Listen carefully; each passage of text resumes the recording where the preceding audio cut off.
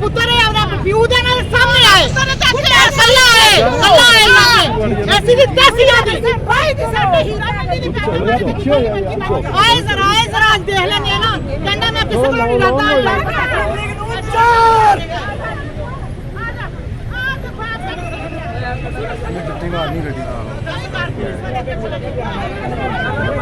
White आ जा white करो आप वास्ता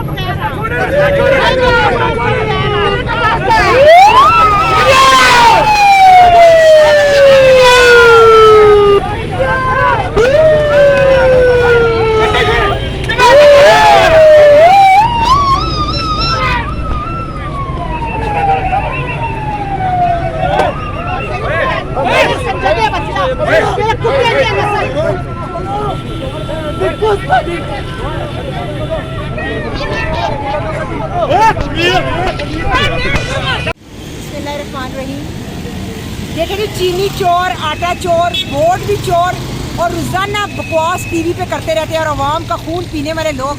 इनके इंशाल्लाह ताला मैशर के दिन गिरेबान होंगे इनके और हाथ होंगे अवाम के। लेकिन मैं आज बड़ी